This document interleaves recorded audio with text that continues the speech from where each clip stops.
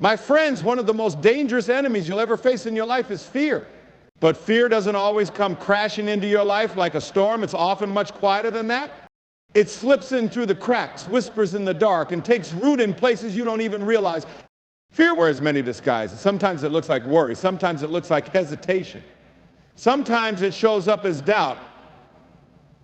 And sometimes fear disguises itself so well that you mistake it for wisdom or caution. But make no mistake, when fear takes hold of your heart, it will keep you from the life God has called you to live.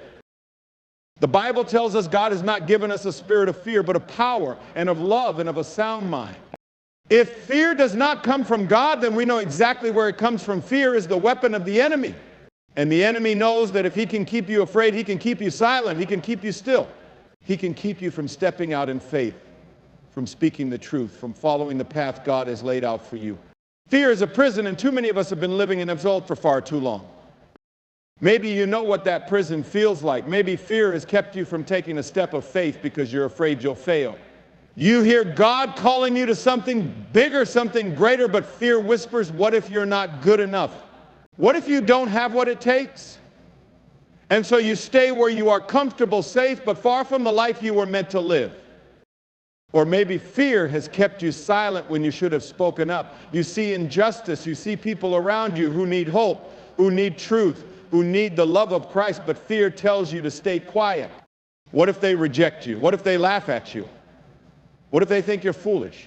And so you say nothing, and the enemy wins another victory.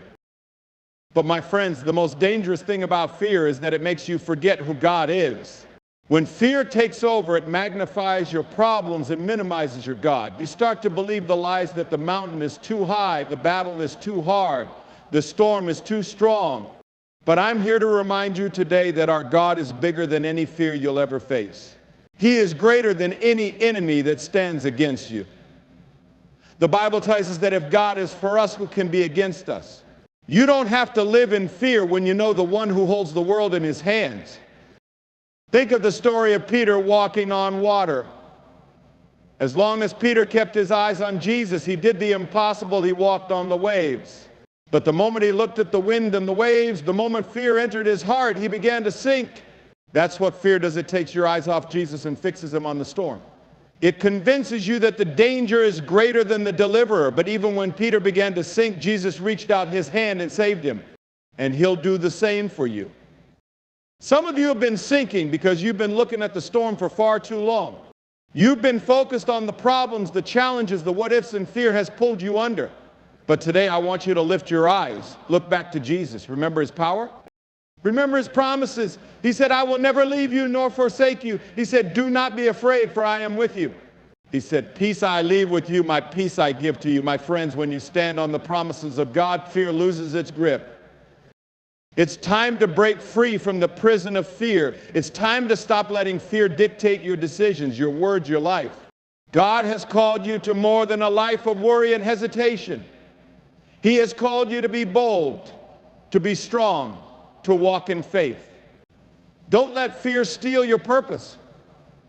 Don't let it silence your voice. Don't let it keep you from the life God has for you. So today, if fear has been holding you back, it's time to take a step of faith.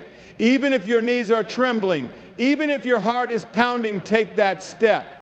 Trust that God will meet you there. Trust that he will give you the strength you need. You don't have to wait for fear to disappear to move forward. Courage isn't the absence of fear, it's moving forward in spite of it, knowing that God goes with you.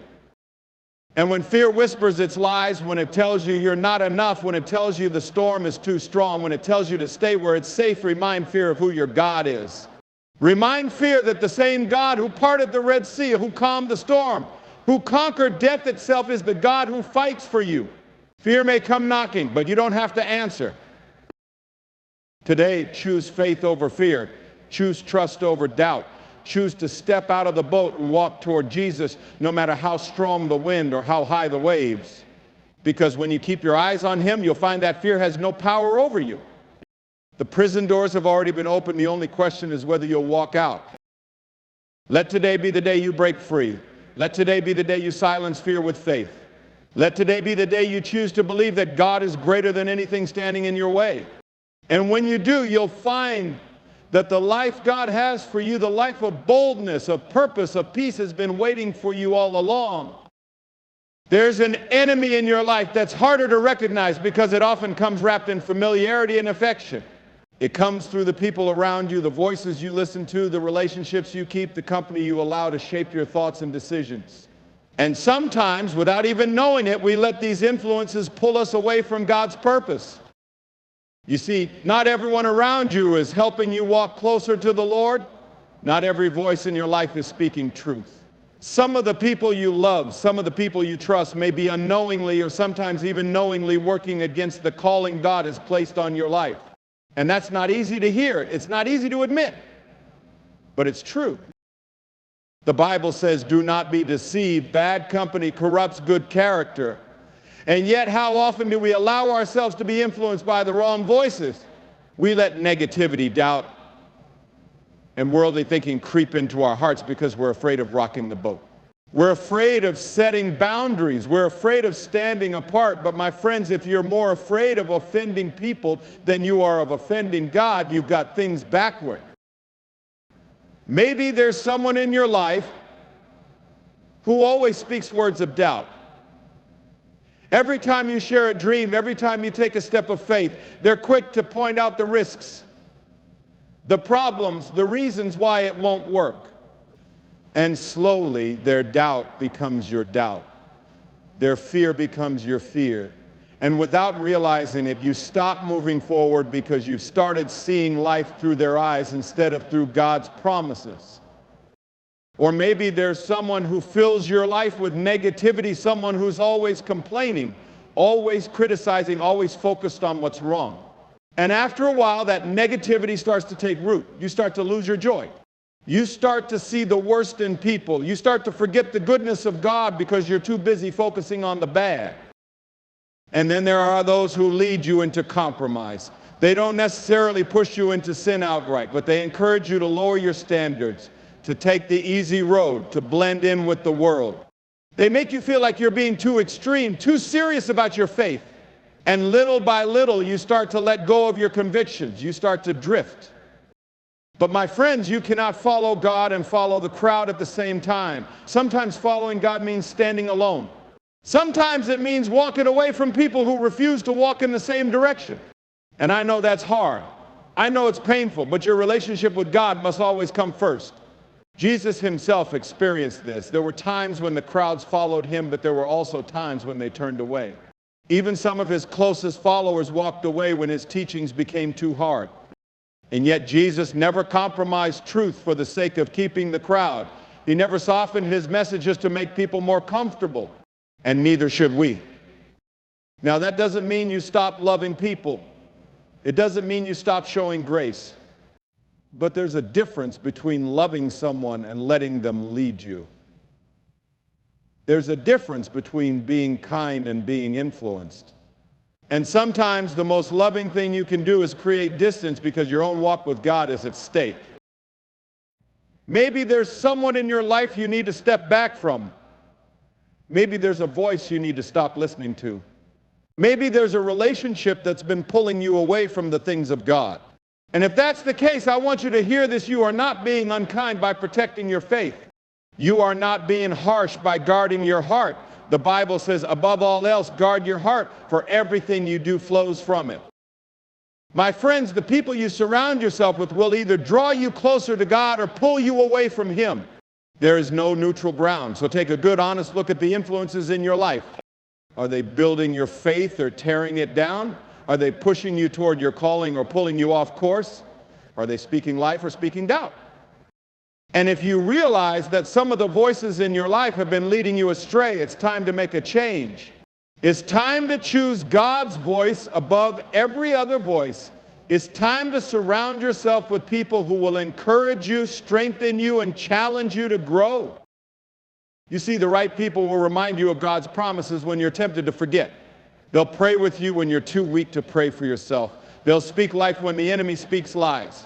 And those are the voices you need in your life. So today I want you to ask yourself, who's influencing you? Who's shaping your thoughts, your decisions, your faith? And are they leading you closer to God or farther away? Don't let fear of rejection keep you in relationships that are hurting your walk with the Lord.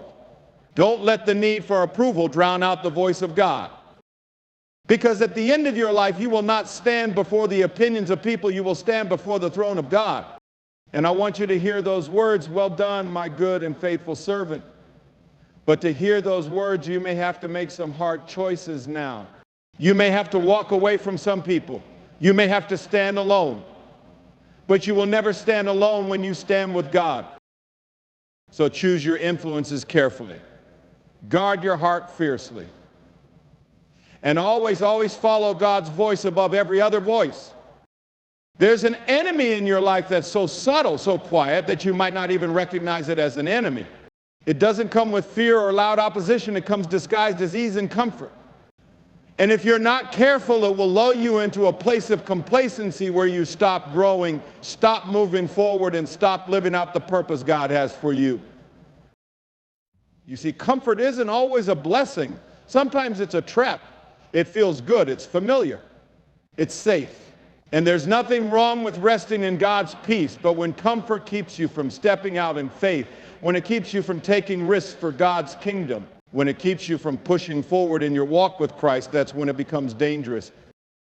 The Bible tells us about a people who fell into this trap, the Israelites. God had delivered them from slavery in Egypt with signs and wonders. He parted the Red Sea for them.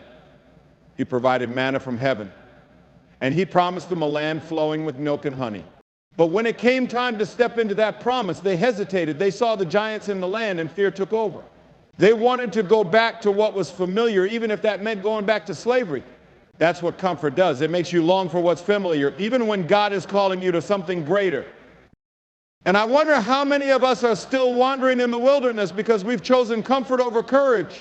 How many of us have settled for less than God's best because stepping into his promises required too much faith, too much risk, too much discomfort? Maybe God has called you to start something, a ministry, a business, a mission, but you've stayed where it's safe because you're afraid of the unknown. Maybe he's been nudging you to speak up, to share your faith with someone, to take a stand for what's right, but you've stayed silent because you don't want to face rejection. Maybe he's been asking you to let go of something, a habit, a relationship, a way of life, but you've held on because it feels too familiar, too comfortable, too easy. But my friends, God didn't call you to a life of ease. He called you to a life of purpose. And purpose requires movement. It requires stepping out of your comfort zone and into the unknown. It requires faith. Think about Peter when Jesus called him to step out of the boat and walk on water. That boat was comfortable. It was familiar. It was safe. But if Peter had stayed in the boat, he never would have experienced the miracle. And yes, he sank when he took his eyes off Jesus, but at least he had the faith to step out. At least he dared to believe. And maybe that's what God is asking of you today, to take a step of faith even when it feels uncomfortable. To trust him even when the wind is strong and the waves are high. To believe that the God who called you is faithful to sustain you. The enemy wants you to believe that staying comfortable is the same as staying safe. But the greatest danger is not in taking risks. It's in refusing to move when God calls you forward. It's in settling for a life of complacency when God has called you to a life of purpose. Jesus said, "Whoever wants to be my disciple must deny themselves and take up their cross and follow me." That doesn't sound comfortable. That doesn't sound easy. But it's the only way to truly live. You see, the cross is not comfortable, but it's powerful. Sacrifice is not easy, but it's transformative. And faith is not safe, but it's the only path to the life God has promised you. So I ask you today, where have you settled? Where have you chosen comfort over calling, safety over faith, ease over obedience? And what would happen if you dared to step out of the boat? Because I believe God is calling you to more. He's calling you out of the wilderness and into promised land. He's calling you out of complacency and into purpose. He's calling you to trust him enough to take the first step, even when you can't see the whole path. And yes, it will be uncomfortable. Yes, there will be moments when the wind is strong and the waves are high. But the same God who called you is the God who will sustain you. And when you fix your eyes on Jesus, you'll find that the fear fades, the doubts disappear, and the comfort you left behind can't compare to the life he's leading you into. So step out, take the risk, follow where he leads. And I promise you the miracle is waiting on the other side of your comfort zone. There's an enemy in your life that's so deceptive, so subtle, that it often disguises itself as something harmless, even something good.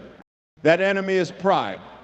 And if you're not careful, pride will creep into your heart and take root before you even realize it's there. It's one of the most dangerous enemies because it blinds you not just to your faults, but to your need for God. Pride takes many forms. Sometimes it looks like arrogance when you think you're better, smarter, or more righteous than the people around you. But pride doesn't always wear such an obvious face. Sometimes pride looks like self-sufficiency when you believe you don't really need God's help because you've got everything under control. Sometimes it looks like stubbornness when you refuse to admit you're wrong or refuse to ask for forgiveness. And sometimes it looks like insecurity when you're so focused on how others see you that your whole life becomes about protecting your image. But no matter what form it takes, pride always does the same thing. It puts you at the center instead of God. Pride whispers you don't need help. You don't need correction. You don't need God's guidance. And if you listen to that voice long enough, you start walking a dangerous path, one where you trust your own wisdom more than God's, your own strength more than his power, your own plans more than his purpose.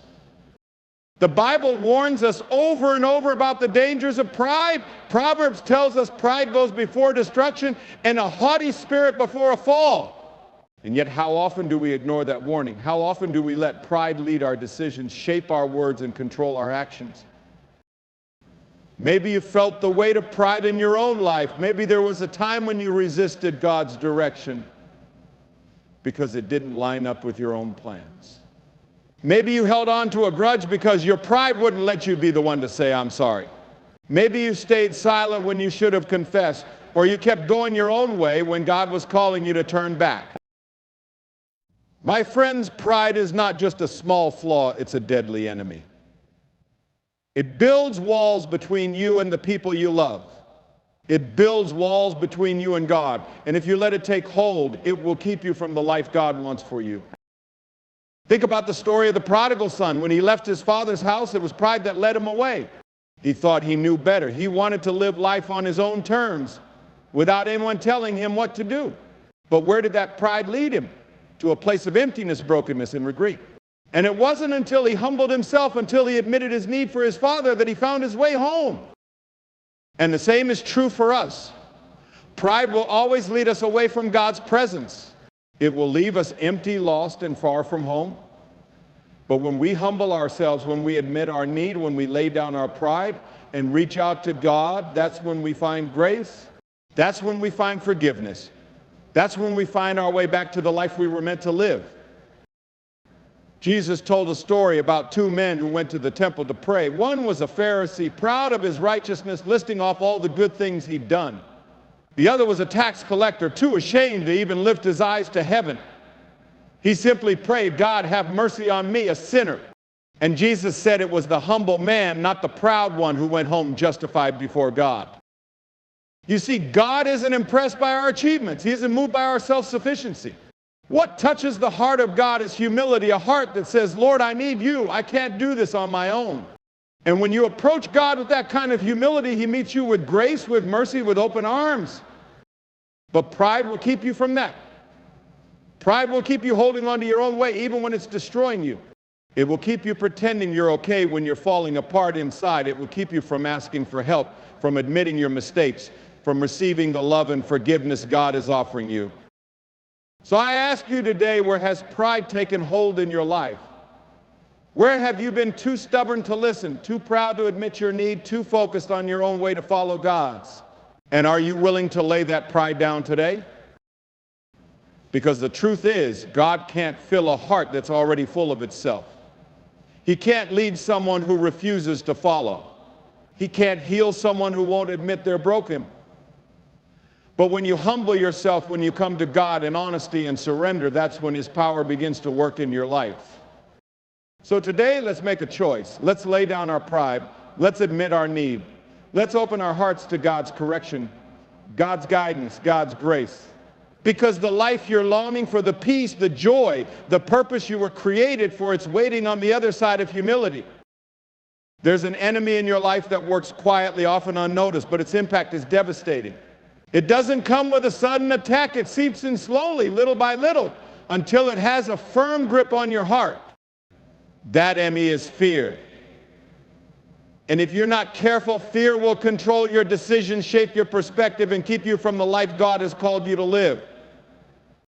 Fear shows up in so many different forms. Sometimes it's the fear of failure, this paralyzing thought that if you step out in faith and things don't work out, you'll be left broken and defeated. Sometimes it's the fear of rejection, the worry that if you truly live out your faith, if you speak the truth boldly, people will walk away. And then there's the fear of the unknown, that feeling of not knowing what the future holds and wanting to cling to whatever feels safe and familiar. But my friends, fear is not from God. The Bible tells us over and over again, do not fear.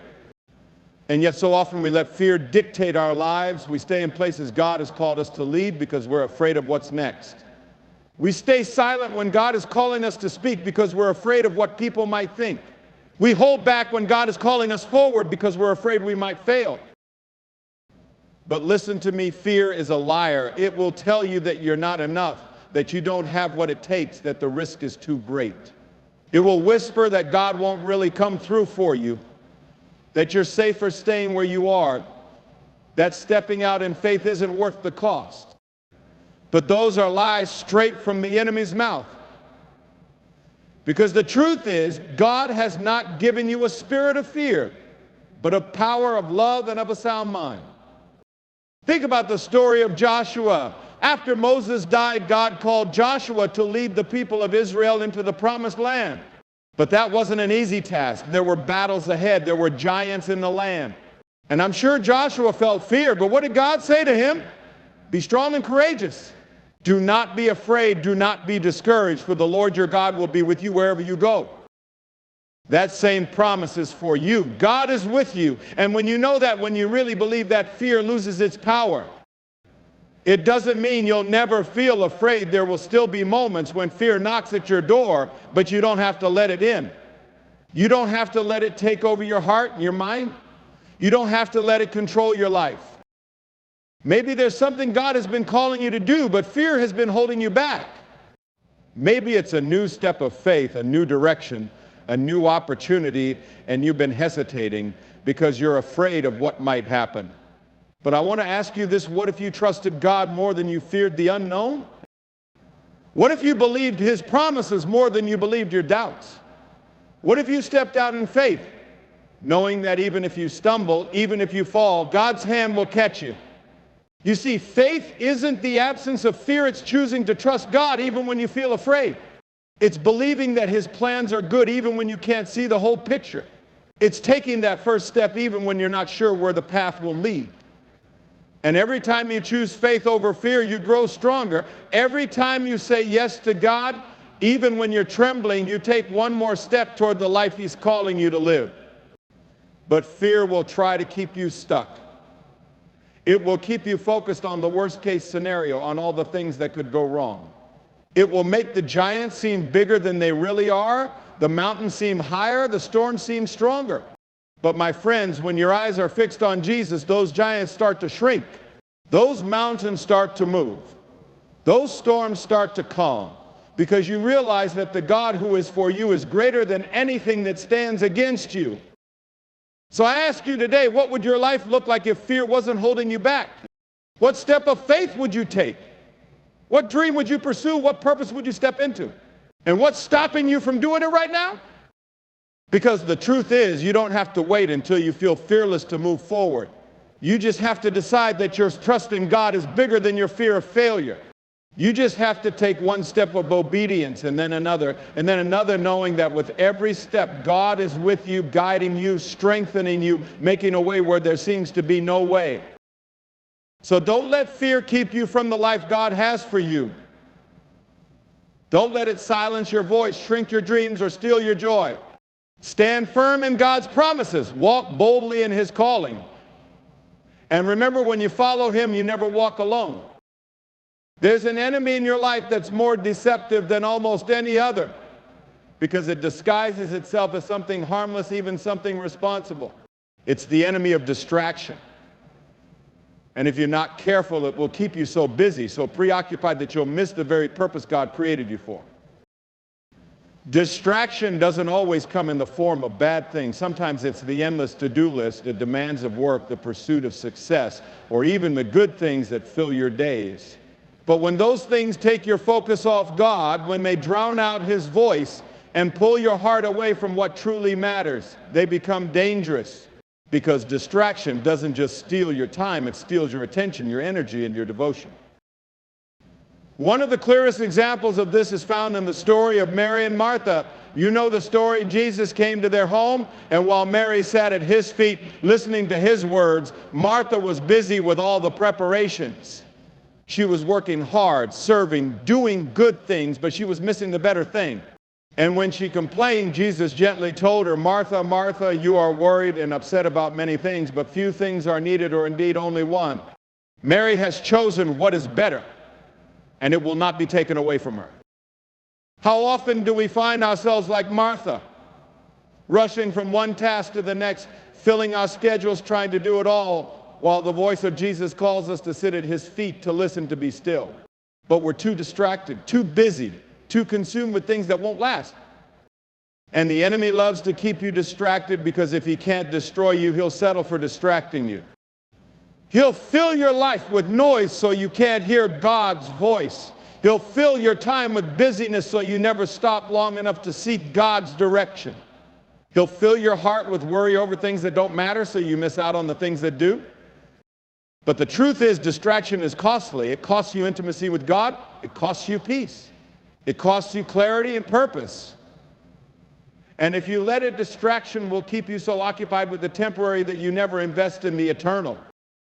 Maybe you felt the weight of distraction in your own life. Maybe you've noticed how hard it's become to spend time in prayer, to open your Bible, to be still in God's presence because there's always something else demanding your attention. Maybe you felt your passion for God's purpose start to fade because you've been so caught up in the demands of life. But my friends, what good is all our striving if it pulls us away from God? What good is success if it comes at the cost of our souls? What good is a full schedule if our hearts are empty? The Bible tells us, seek first the kingdom of God and His righteousness, and all these things will be added to you. But when distraction takes over, we start seeking everything else first: security, approval, achievement, comfort, and we wonder why we feel so weary, so restless, so disconnected. But God is calling you back to what matters most. He's calling you to lay down the distractions and fix your eyes on Him. He's calling you to choose the better thing, not the busyness, not the noise, but His presence. And I know that's not always easy. Life is full of responsibilities. There are bills to pay, jobs to do, people to care for. But even in the middle of it all, you can choose to prioritize God.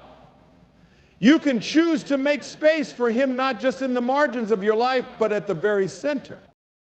Because when you keep your eyes on Jesus, everything else falls into place. When you seek Him first, you find the peace, the wisdom, the strength you've been searching for. And suddenly those distractions lose their power because you're anchored in something greater. So I ask you today, what's been distracting you? What's been keeping you so busy, so preoccupied that you drifted away from God's presence? And what would it look like to choose the better thing, to sit at His feet, to listen to His voice, to realign your heart with His purpose? Because the truth is, nothing in this world can satisfy your soul the way Jesus can. No amount of success, no level of achievement, no temporary comfort can compare to the life God has for you. But you'll miss it if you're too distracted to see it. So today, make a choice. Turn down the noise. Lay aside the busyness. Fix your eyes on Jesus and choose the better thing. Because when you seek Him first, everything else falls into place.